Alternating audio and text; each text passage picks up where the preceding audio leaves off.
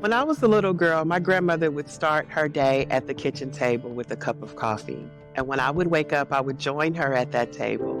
And we would talk, we would laugh, and I would listen, and I would learn.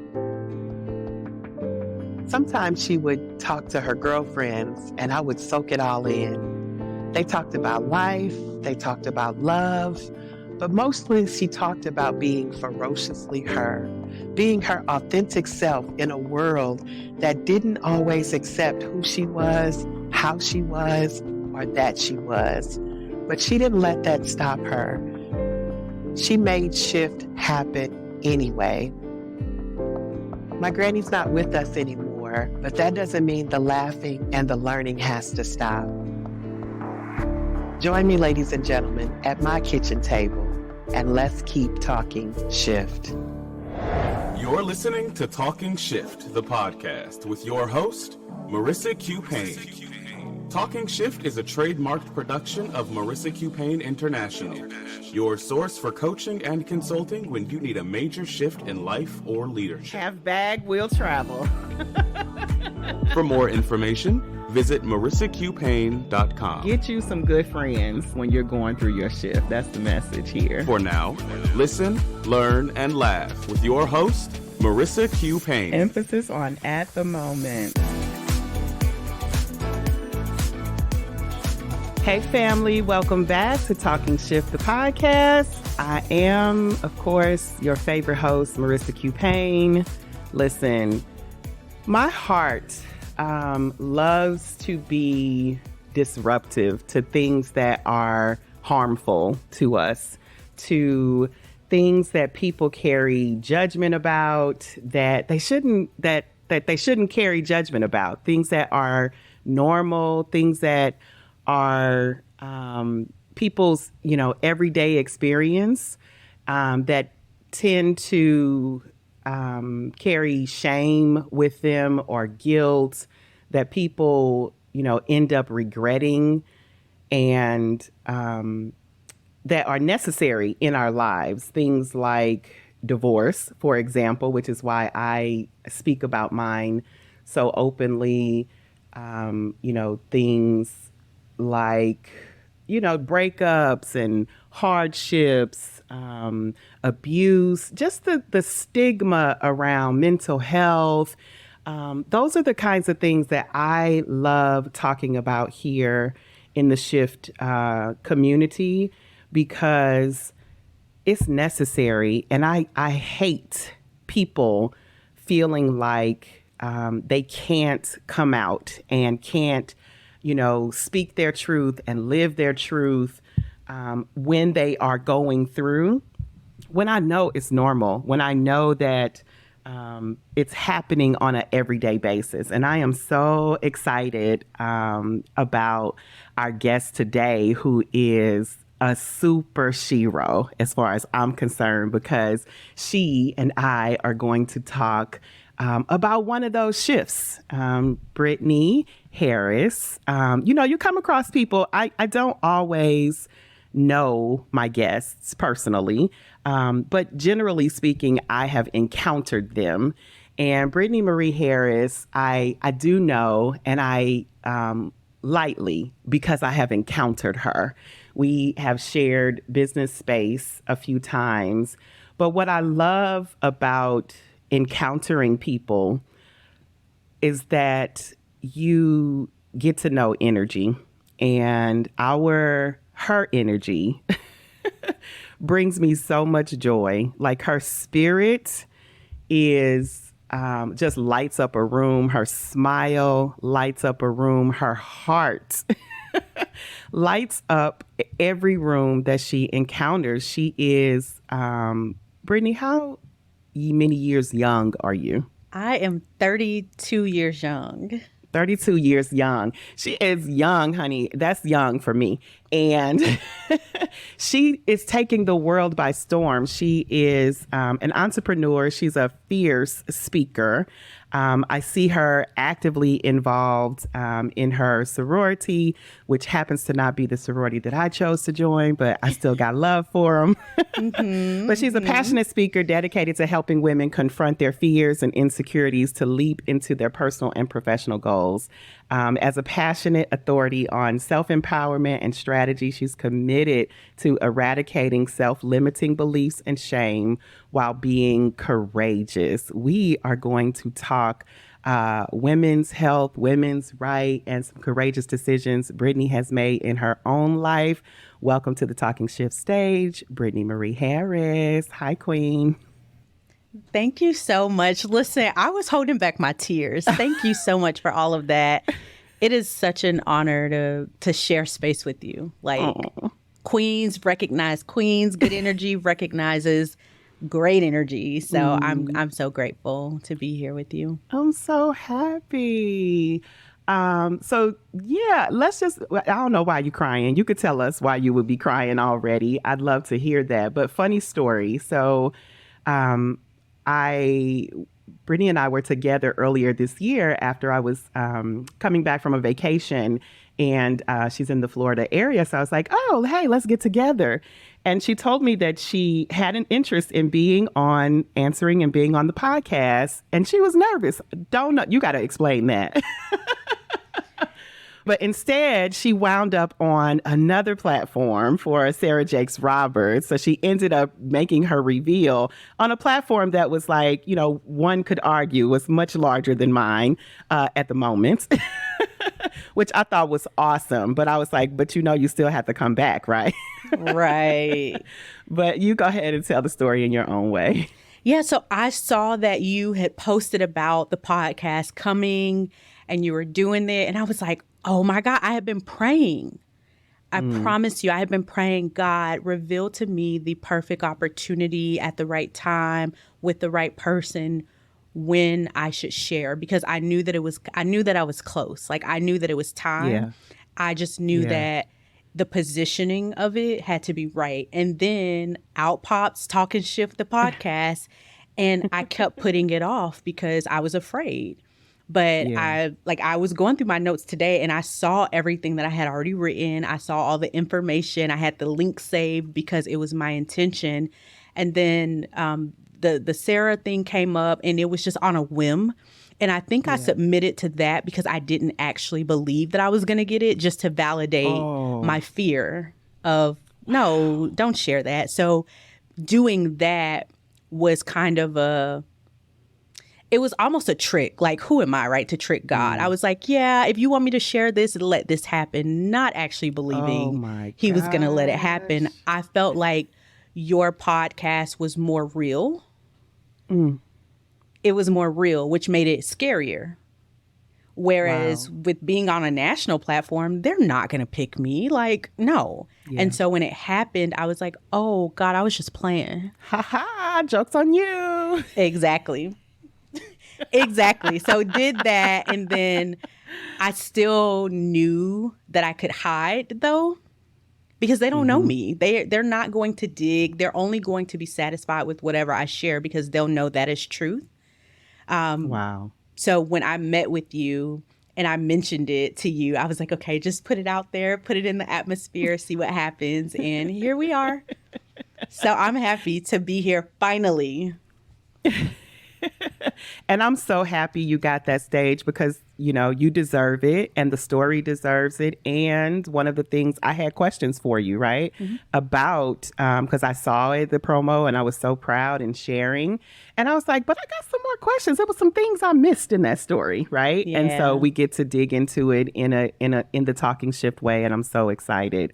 So what was the story? Usually I ask and start with one question of our guests, and we go where that question takes us. And the question is, what has been the most transformational shift in your life? And I think that the story that you need to tell will get us to where we need to go. Tell me, what's been the biggest, most transformational shift in your life, and where has it, where are you then, and where has it taken and brought you to now? So the most transformational shift for sure has been gaining the courage to push past shame and share my abortion and share it publicly. So it's something that when I was in college, I was young and I was afraid. I was so afraid. And I just knew it was going to be one of those things that I, take to the grave. Like nobody has to know. Went to therapy. Beyond that, what's the purpose? But I just felt like it was time. I felt like it was time because there were so many things locked up in that story that I knew gaining the courage to share it would be not only beneficial to me, but other women who would hear it. And a part of the shame wasn't even my own shame. It was shame that was put on me by other people that I knew and loved and respected. It was put on me by, my upbringing in the church. And not to say that I am against it. It just, it contributed to, number one, my decision to even have an abortion, but then the silence that came as a result of it, right? Like you keep it on the low. Nobody can know. God is not pleased with that. You don't want people to judge you and call you names and this and this and that. And I was young. So I was extremely vulnerable at that place. And so fast forward to today, I had a moment where I was like, Britney, you are an adult. You have worked through it. It does not matter because the same God, right, that people would say disapproves is the same God that is also forgiven. Yeah. Wow. And I can't have one without the other. Exactly. Yeah. So there was a part of you that had something that you didn't have to tell anybody, right? People would say that's your business. It's nobody else's business. What was it that you think was that made you want to even bring this up and begin talking about it?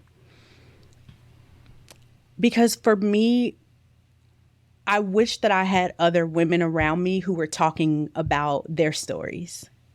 I felt alone. I felt like, why do I have to be silent? Like it was almost kind of an act of, what's the word am I looking for? Resistance in a way of like, why do I have to be silent? Why does everybody else get to stand in whatever truths that they have? But for me, it is the opposite. And it was causing me so much internal turmoil because I was telling an incomplete story. So even in my business, even when I would be, working with women and on stages, I had to be very careful. I felt like I was almost not being honest, right? I was telling a part of the truth, but it was not complete. It was truly an incomplete story, which I felt was now affecting my ability to do business with integrity. Wow. Oh, that's so good. It's true, but it's incomplete. I love that so much. When your brand and your values, there was misalignment, right? You're showing up as one thing, but you didn't want to be misrepresenting, right? Especially when you work with women. And this is it's a women's issue, it's a women's issue that, and not even so much about the abortion so much, it's the shame, right? That wasn't yours, that didn't belong to you, right? It's like you said, it was church culture. It was judgment from other people that had nothing to do with you. But in so doing, that silence and the suppression of it, you walking around owning something that wasn't even yours, and your way to come through that was to begin to give it voice, to take the power away from it, is what I'm hearing. Absolutely. And a part of my business is courage. I'm encouraging women to be courageous and take their leaps, yet I am operating in fear. And so I was misrepresenting myself oftentimes because I wasn't doing the thing that here I am telling other women they should be doing. So I felt like a hypocrite. I felt like I was operating, like I said, in dishonesty, not being aligned. And A few years ago, there was an event that I was asked to speak about, and I would never forget, my intention was to share this because it went with the theme. It was perfect. And I was truly okay with doing that. And I remember I was talking to some people, and I would never forget this. They said, you know, there may be one other woman, and it's like you're expecting a Tyler Perry moment. A Tyler Perry moment. And so I carried that for years because I felt like, am I being dramatic? Oh my Am I goodness. expecting this like altar call when I share this? Are women going to just fall out on the floor and start crying? I begin to get in my head about it because the Tyler Perry comment. Isn't that interesting? It's funny to me. I'm like, one other woman. That's hilarious. Correct. Correct. Like, let's just go there. You know, hurt people. And I'm like, she's definitely one of the women. I know, Shay. That's what I'm thinking. 1 in 4. So. Oh my goodness. I'm like, one of the many. Ma'am, get your facts together. Correct. Like, seriously. And that's the thing. Like, it is courageous, right? Especially when you come from a religious culture, or it doesn't even have to be religion, but there are cultures that are shame cultures, right? That are hush cultures.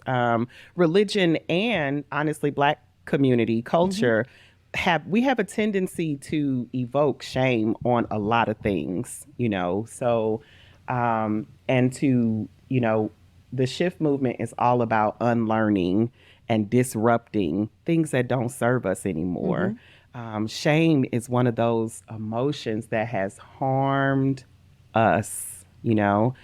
And I'm intrigued at something that you said. You said, I knew that I was ready. I knew that it was time. And I do think that that's important. Because there's a difference between just being kind of coming from, you know, and a master storyteller, Andy Enriquez, who I have a lot of respect for, talks about being in your story and being on your story, the difference between the two. You know, so when you're in your story, you're actually not yet healed. You're still in the shame. You're still in the guilt. And when you tell it, people can tell, right? You're still kind of bleeding all over your audience, versus when you're on your story, you are now kind of in hindsight, and you can pull the lessons from it and share, you know, the learnings versus still being harmed by it. And so that's what came to mind for me when you said, I knew it was time and I was ready. What did that mean to you? Why did you say that? I was no longer going to allow myself to stay in that fear, right? I believe in audacity. I think it's okay to be fearful. That's life, right? Like, fear is a primitive response that keeps us safe. But being courageous, in my opinion, is not necessarily the absence of fear. It really is just the presence of audacity. And for me, that felt like and looked like sharing. Because if I can talk about me going to China and being courageous, if I can talk about leaving a relationship that was harmful and being courageous, if I can tell all of these other stories, why should this one be the exception? Yeah. And it's not. Fear. It's not.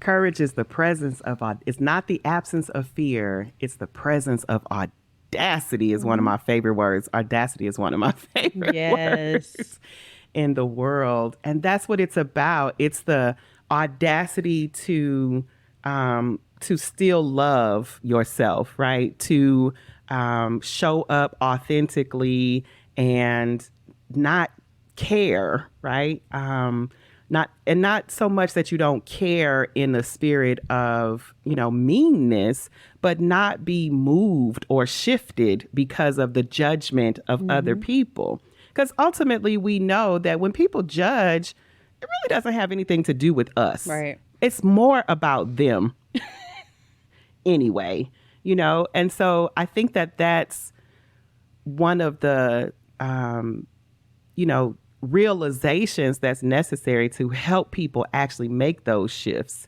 It's that all of the fear and the shame, all of that's coming from low vibration, negative thoughts that just aren't true, right? It's just not true.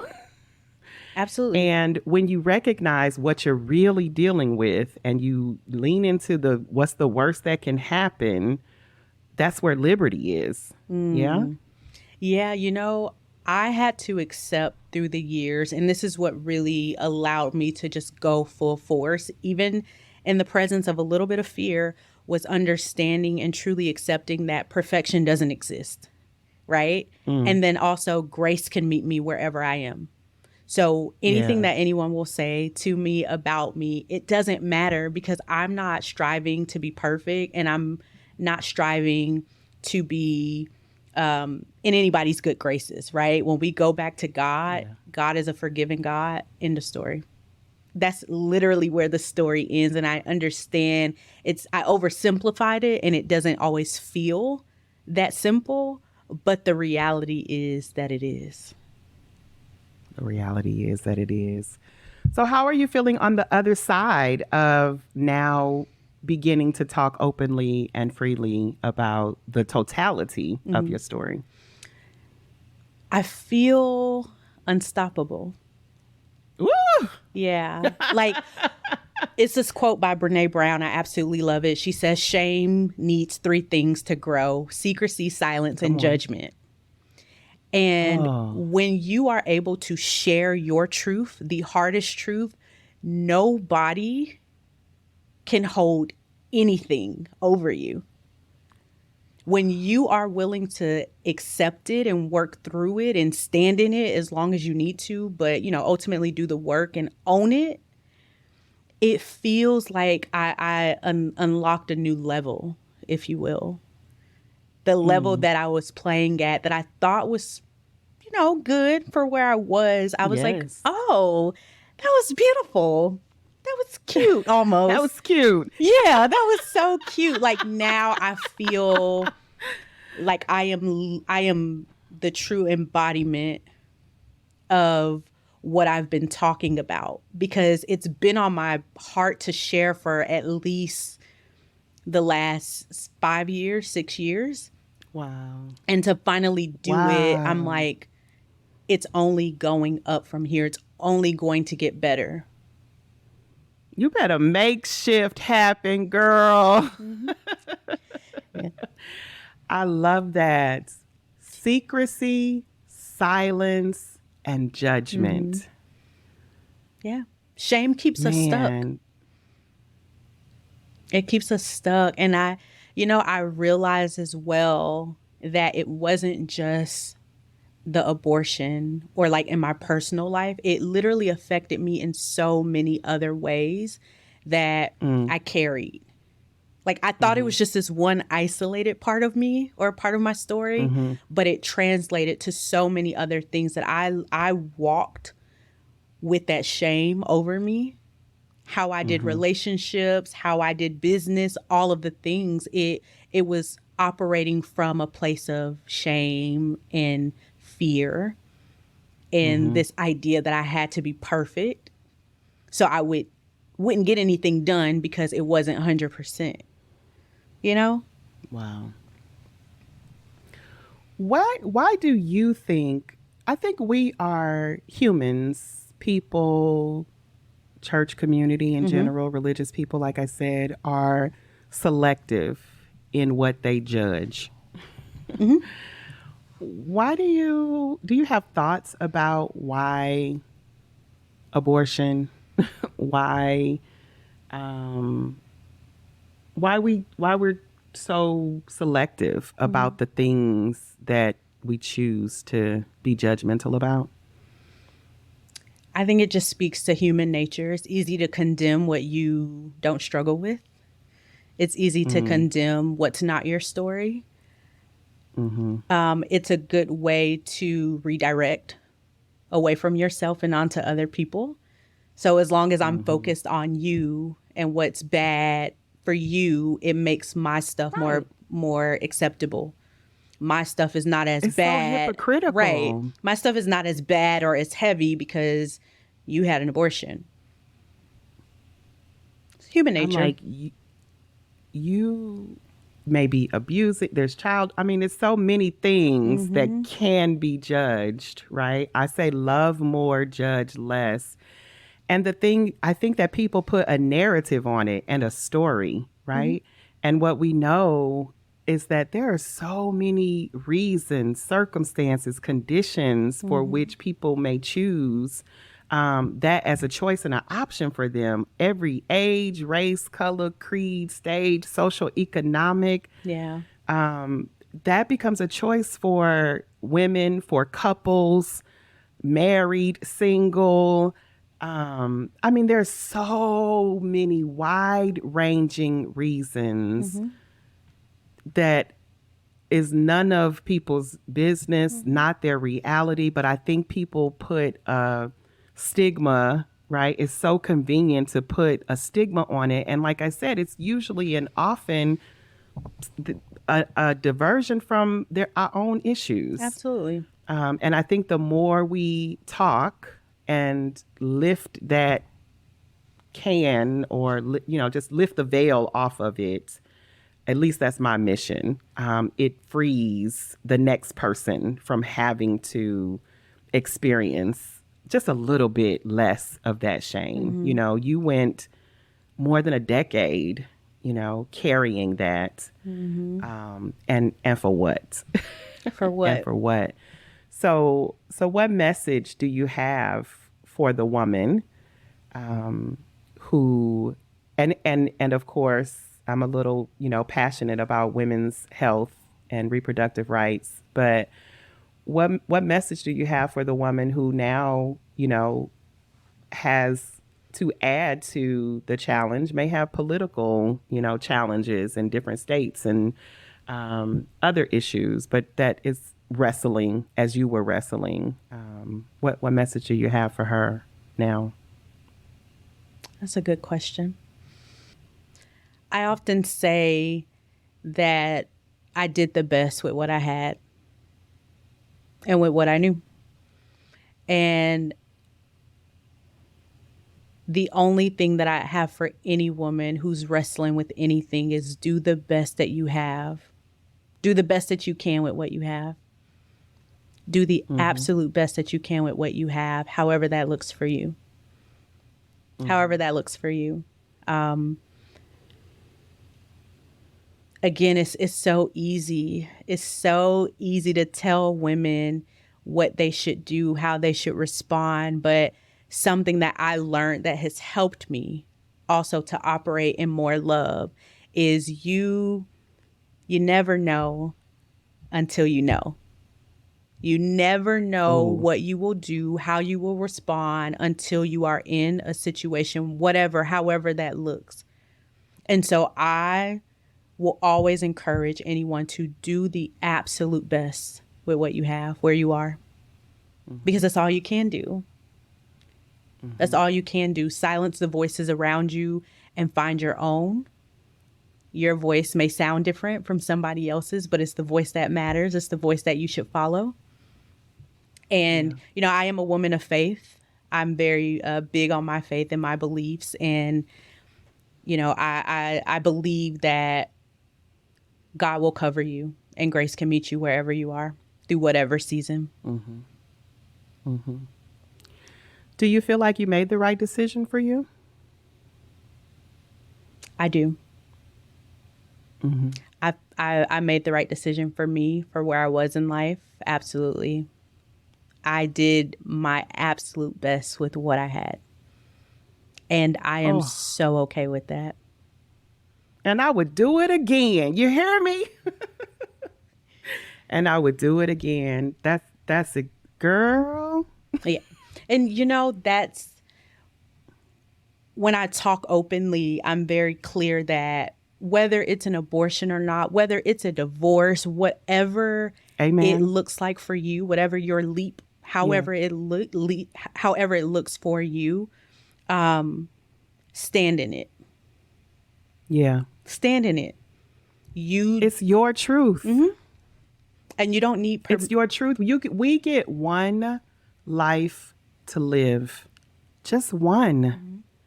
And if we could give people the grace, like you said, that we are all in this human existence doing the best we can with the one life we have, y'all, love more, judge less.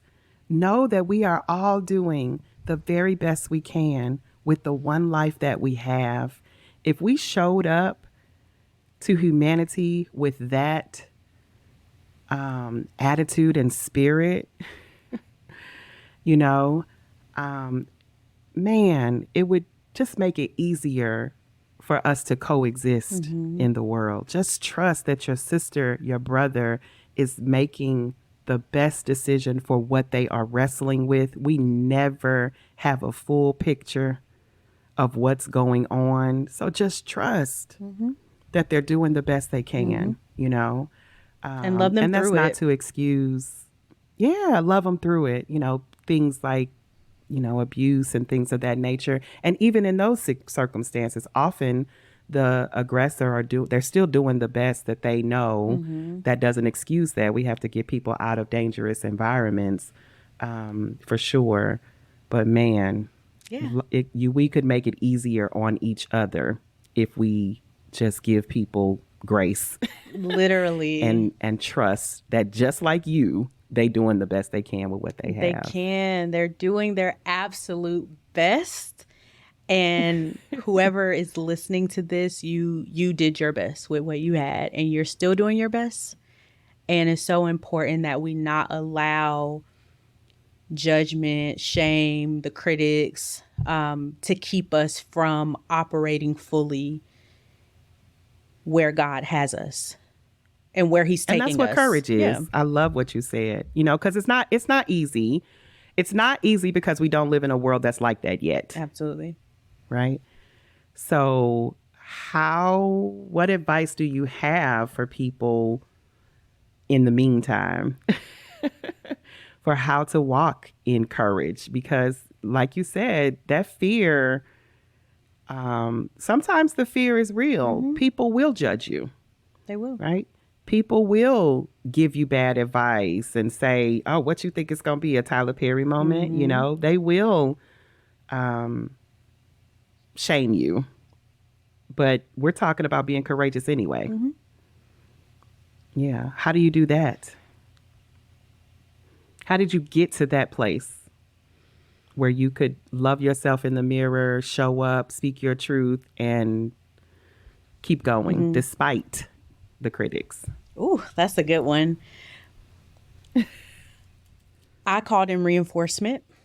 So one was a therapist to talk me through this, walk me through this, so I could have a space that was non-judgmental to just feel everything that I needed to feel and not be in a rush to get over it, but to really work through it.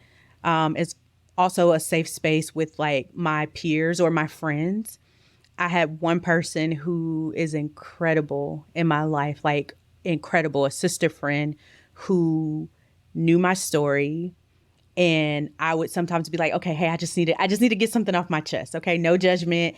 And she would hold space for me. Right. And she would encourage me. She would uplift me. And again, I mentioned my faith.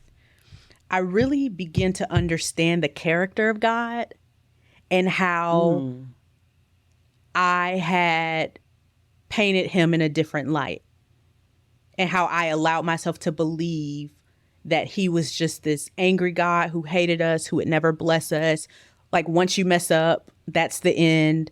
That's it. I believed that. So that was a large part of the journey, really getting clear, because that's my faith, right?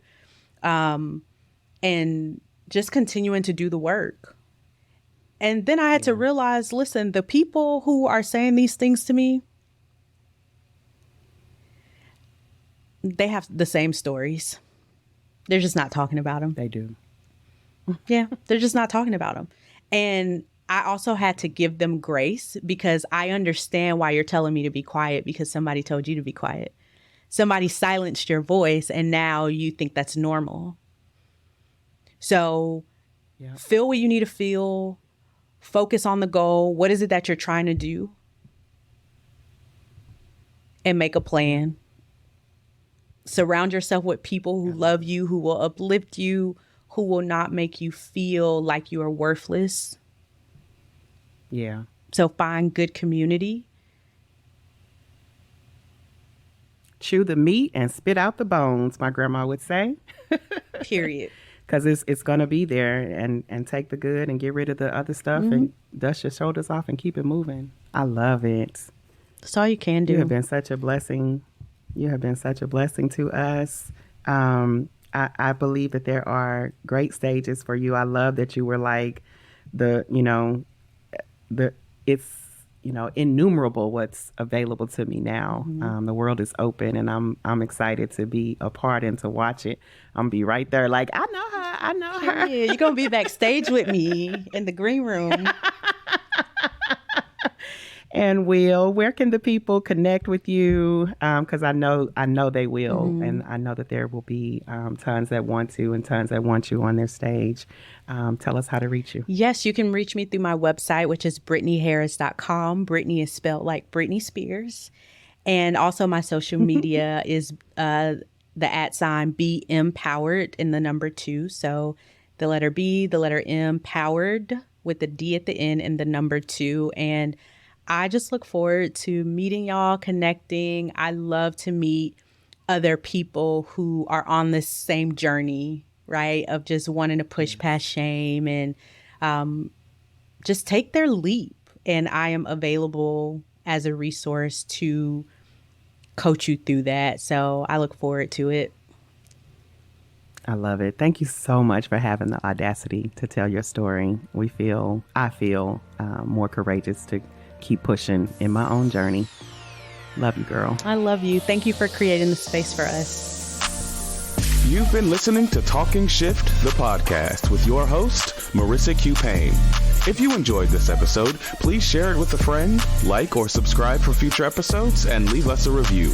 Talking Shift is a trademark production of Marissa Q. Payne International, your source for coaching and consulting when you need a major shift in life or leadership. For more information, visit marissaqpayne.com or follow us in social spaces at Marissa Q. Payne.